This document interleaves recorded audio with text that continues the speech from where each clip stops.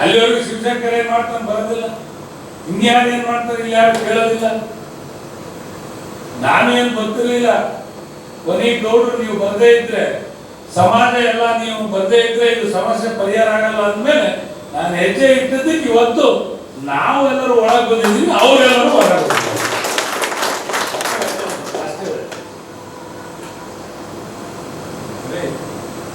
ನಾವಿನ್ನು ಒಳಗೆ ಬರಬಾರ್ದು ಅಂತ ಹೇಳಿ ಲೆಕ್ಕ ಕೊಡೋಕೆ ಪ್ರಯತ್ನ ಮಾಡಿದ್ವಿ. ಲೆಕ್ಕ ಕೊಡೋ ದಿವಸ ಸಮಾಜ ಎಲ್ಲ ಒಂದ್ ಕಡೆ, ಕಳ್ಳರು ಸುಳ್ಳು ಸಮಾಜದ ಹಣವನ್ನ ಲೂಟಿ ಮಾಡಿದವರು ಒಂದ್ ಕಡೆ,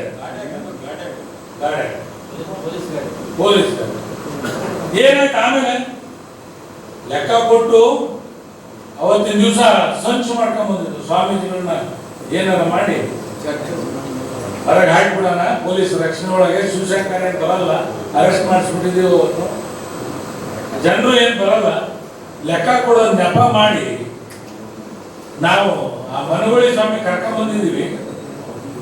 ಇವ್ರನ್ನ ಹೊರ ತಳ್ಳಿ ಅವ್ರನ್ನ ಒಳಗೆ ಕುಂದಿಸ್ಬಿಡೋಣ ಅಂತ ಭಗವಂತ ಬಂದನ್ರಿ. ಒಯ್ಯಕ ಏನೋ ಕೊಲೆ ಮಾಡೋ ಕೈಗಳು 100 ಇದ್ರೆ ಕಾಯ ಕೈಗಳು 2 ಅದಾವೆ ಭಗವಂತ. ಸಾಂದರ್ಭಿಕವಾಗಿ ಅವತ್ತು ನಾನು ಬರೋದಿರ್ಲಿಲ್ಲ, ನಮ್ಮ ಅರುಣ್ ಕುಮಾರ್ ಅವನು ಇದಕ್ಕೆ ಪಾತ್ರಧಾರಿನೇ ಈ ಹೋರಾಟ.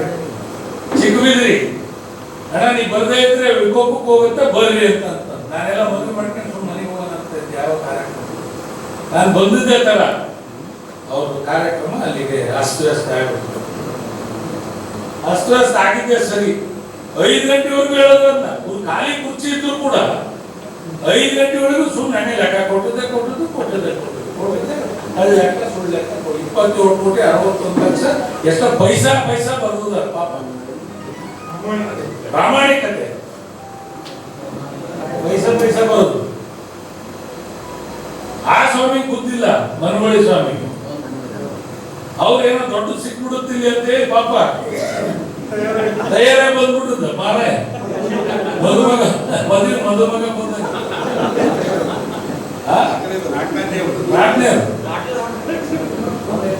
ನಾವ್ ಅದ್ರಾಗೂ ಹೇಳಿದ್ವಿ, ದಯವಿಟ್ಟು ಅವರು ನಮ್ಮವರೇ, ನಮ್ಮ ಸ್ವಾಮಿಗಳೇ, ಕಾವಿ ತೊಟ್ಟವರಿಗೆ ಕಾಲಿಗಳ ಸಂಸ್ಕೃತಿ ನಮ್ದು.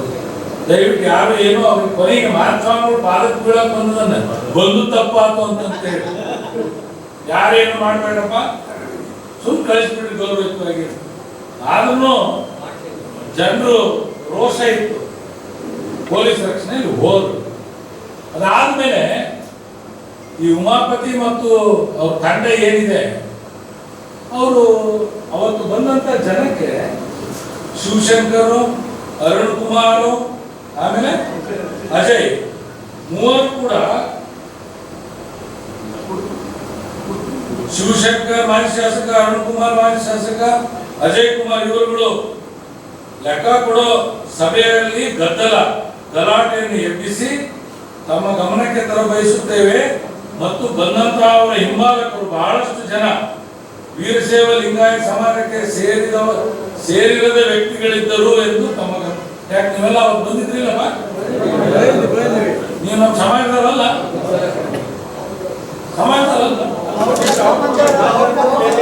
ಅವರು ದುಡ್ಡು ಕೊಟ್ಟು ಕರ್ಕೊಂಡ್ಬಂದಿದ್ರು.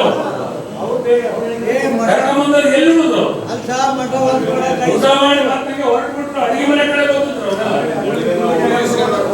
ಆಮೇಲೆ ಏನ್ ಬರೀತಾರೆ,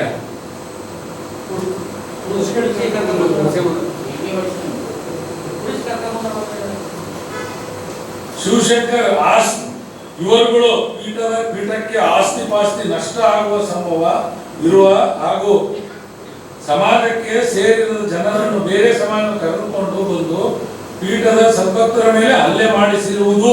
ನಾವ್ಯಾರು ಹಲ್ಲೆ ಮಾಡಿಸಿ ವಾಚಾಮ ಗೋಚರ ಬಯಸಿ ಗಲಾಟೆಗಂತ ಹುನ್ನಾರ ಕಲಿದ್ದಾರೆ. ಇವರು ಹುಡುಗರನ್ನ ಹಾನಿ ಮಾಡುವ ಸಂಭವ ಇದೆ.